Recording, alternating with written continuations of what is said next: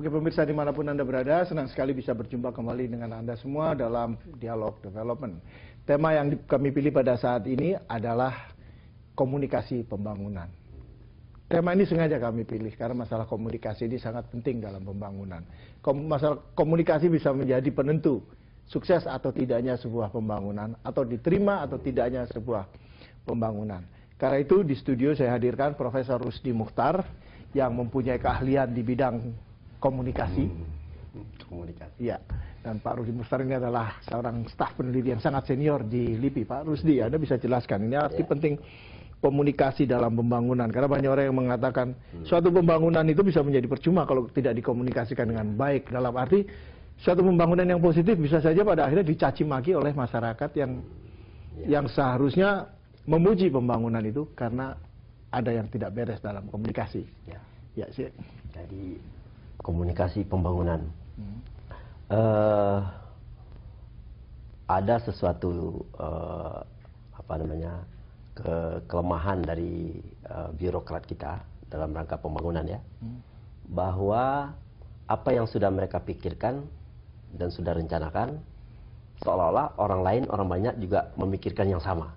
Nah itu kan, nah berpijak dari situ, pemikiran yang sama itu menurut persepsi dari pembuat kebijakan, dan itu kan menurut mereka itu bahwa mereka pikirkan sesuatu umpamanya untuk kepembangunan barangkali atau perencanaan sesuatu, nah tanpa ada sesuatu strategi yang cocok untuk pembangunan itu sendiri, mereka langsung lancarkan. Ternyata tidak semua orang yang tahu ya, karena salah itu masyarakat melihat itu sebagai mungkin salah persepsi ya, atau barangkali mungkin salah pengertian, atau mungkin barangkali tidak lengkap informasinya ya, sehingga apa yang diinginkan, yang direncanakan oleh suatu apakah itu pemerintah, suatu birokrat untuk melaksanakan pembangunan itu barangkali tidak utuh. Nah itu kasus itu banyak terjadi pada masyarakat kita di sini. Bahkan boleh dikatakan suatu komunikasi yang tidak benar dalam satu komunikasi pembangunan bisa tidak hanya menimbulkan konflik vertikal antara pemerintah dengan yang diperintah, tapi justru antara yang diperintah juga bisa terjadi karena satu kelompok menganggap ini pembangunan yang sangat dipentingkan untuk meningkatkan kesejahteraan, kelompok lain justru melihat pembangunan ini sebenarnya merupakan ancaman bagi kita. Nah itu bisa terjadi, bisa terjadi karena apa? Satu ancaman karena mereka tidak mengerti barangkali. Ya pertama karena informasi yang tidak lengkap itu. Nah padahal dalam rangka untuk menyampaikan suatu informasi atau suatu inovasi ya, pembangunan itu kan inovasi itu. Nah suatu inovasi itu kan harus disampaikan dalam suatu tahapan-tahapan tertentu, sejak dari perencanaan. Kemudian kita juga harus tahu sebelum kita melaksanakan itu, kita harus pelajari dulu masyarakatnya. Kira-kira apa yang mereka inginkan, apa mungkin ada kepercayaan atau mungkin budaya, mungkin ada ya kalau seandainya kita mengetahui itu, nah aspek-aspek inovasi yang tadi mau dikomunikasikan ke masyarakat itu barangkali mungkin bisa terjadi, harus disesuaikan dengan kebutuhan masyarakat. Kelihatannya ini Pak Rusdi mau mengatakan bahwa unsur antropologi sangat penting dalam penyusunan sebuah konsep pembangunan. Di mana saja, terutama di Indonesia ya. Betul.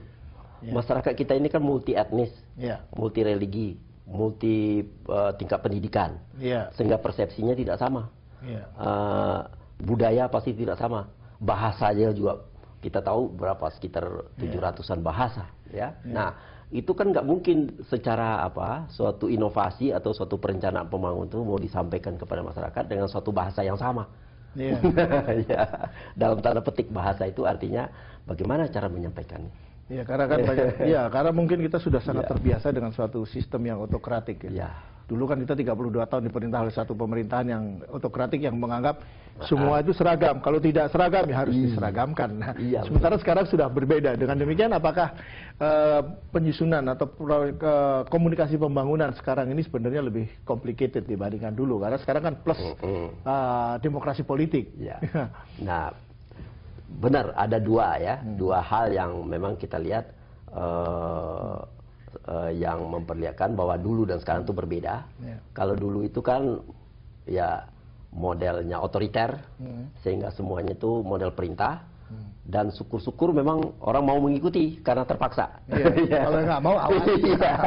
Dan itu dalam hal itu pengertiannya partisipasi di situ dalam pembangunan itu bukan partisipasi tetapi mobilisasi. Ya, artinya mereka dipaksakan, umpamanya KB waktu itu kan dipaksa, ya, atau barangkali banyak kegiatan-kegiatan yang seperti pertanian saja, sistem penanaman. Itu secara paksa. Kalau enggak nanti dia ada hukuman atau sanksi. Sampai merek pupuknya harus sama. Sampai merek pupuk sama. Nah, itu berarti kan itu namanya mobilisasi. Nah, jadi kalau dalam hal suatu komunikasi yang berhasil dalam suatu penyampaian unsur-unsur pembangunan kepada masyarakat, nah itu haruslah kita mengharapkan bahwa masyarakat itu berpartisipasi. Nah, partisipasi itu artinya mereka ikut serta melaksanakan itu dengan sukarela dan mereka merasakan ada keuntungan. Nah, sekarang yang repot kalau dulu itu kan dipaksakan. Sekarang kita itu kan dengan adanya reformasi, yang model otoriter dulu itu terpaksa kan mesti dirubah, ya, sehingga masyarakat kita itu mempunyai kedaulatan dalam tanda petik secara budaya, ya, untuk mempertunjukkan kepribadian mereka atau sistem budaya mereka. Nah, berarti ada suatu cara tertentu. Nah, saya rasa otonomi daerah juga merupakan salah satu cara, ya. Dan memang kalau saya lihat otonomi daerah kita itu lebih di belakangnya itu sebenarnya ciri-ciri budaya primordialnya muncul. Iya kan? Suatu provinsi atau satu kabupaten itu dari satu suku atau satu golongan tertentu. Nah, ya kan? Itu primordial, itu budaya. Nah, dalam hal ini berarti untuk setiap wilayah, setiap ciri budaya, setiap unsur-unsur area budaya itu berarti punya cara-cara yang khas untuk masing-masing itu komunikasinya. Jadi nggak mungkin seragam lagi, Pak. Iya, nggak mungkin. Ya. Cuman sekarang ini kan ada plus demokrasi politik. Sehingga pembangunan ini seringkali juga dianggap sebagai objek politik. Sehingga terjadi tidak hanya informasi tapi disinformasi. Ya, ini kan seringkali merepotkan ya, Pak. Sejauh mana Anda melihat ini masalah disinformasi ini dalam konteks pengkomunikasian suatu pembangunan dengan masyarakat? Iya, berarti ada unsur-unsur yang tidak semuanya disampaikan. Jadi penyesatan atau penyesatan juga termasuk di dalamnya. Jadi sesuatu hal yang barangkali ini seharusnya suatu informasi itu utuh disampaikan atau dengan ciri-ciri tertentu bahwa masyarakat itu harus begini, tapi ternyata mungkin karena saya rasa juga barangkali karena kemampuan kita untuk berkomunikasi, kita dalam tanda petik itu tentu pengambil kebijakan barangkali. Nah, itu menjadi penyebab terjadilah disinformasi. Kemudian Anda bilang lagi tadi ada unsur politiknya. Nah, jadi ada keuntungan-keuntungan tertentu yang barangkali di balik itu yang tidak disampaikan ke masyarakat secara utuh. Nah, inilah yang menyebabkan bisa terjadi disinformasi itu. Disinformasi dan termasuk pada akhirnya konflik yang bersifat horizontal. Betul. Padahal pembangunan itu sendiri kalau dilihat secara objektif itu mungkin bisa saja sangat positif bagi kepentingan masyarakat. Tapi ada kepentingan politik, kepentingan bisnis, sehingga terjadi disinformasi, terjadilah konflik seperti seringkali kita dengar belakangan ini, bahkan pemilihan kepala desa pun bisa berakibat bakar-bakaran rumah, ya. Saya rasa begitu, ya. Jadi artinya ada unsur-unsur yang ringan pun sebenarnya juga bisa mencetuskan konflik gitu. Hanya masalah-masalah ringan. Jadi itu berarti ada sesuatu. Nah, masyarakat kita ini kan masyarakat apa yang disebut dengan budayanya itu masih solidaritasnya mekanis. Ya, solidaritas mekanis itu artinya bahwa orang lebih cenderung secara emosional melihat, bukan secara rasional. Nah, ini. Betul itu. Ya, maka itu akar konflik kan bisa juga terjadi. Karena salah satu contoh yang paling konkret itu kan kalau ada satu orang diteriaki maling. Orang lain itu langsung ikut mengejar dan memukuli bahkan sampai mati orang itu. Padahal orang itu belum tentu maling. Betul. Hanya karena dia diteriaki maling, maka orang lain udah langsung percaya, oh dia maling. Itulah mekanis, ya, Pak. Jadi ada dengan kata lain ini terkait dengan satu konsep yang bernama high trust society and low trust society.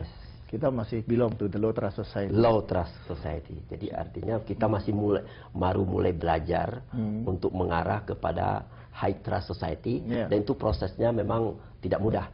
Melalui suatu pembelajaran, melalui suatu proses di mana semuanya mesti sama-sama mengerti. Nah, itu kan masih belum bisa tercapai. Iya, ya, dan itu dimulai dari sosialisasi dari awal. Iya. Nah, itu kita berapa generasi baru bisa sampai ke sana, Pak? Iya, apalagi kalau kita lihat sekarang tingkat pendidikan kita masih relatif sangat rendah ya. Tenaga kerja kita aja mungkin 60% hanya berstatus pernah sekolah SD aja. Ya, apalagi kalau kita lihat lebih kaitkan lagi dengan kualitas pendidikan, mungkin akan lebih memprihatinkan lagi. Oke, pemirsa dimanapun Anda berada, kita akan lanjutkan lagi diskusi ini setelah pesan-pesan berikut.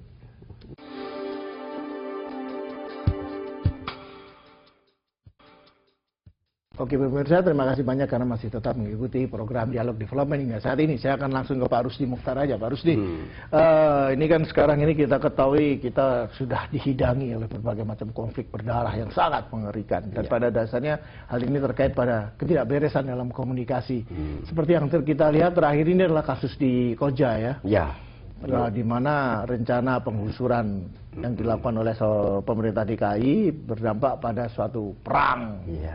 Luar biasa antara Satpol PP dan penduduk setempat, dan konon juga ada rekayasa dari satu kelompok-kelompok interest tertentu. Tapi bagaimanapun juga apapun yang terjadi ada yang nggak beres dalam komunikasi dalam hal ini. Ini bagaimana Pak Rusdi?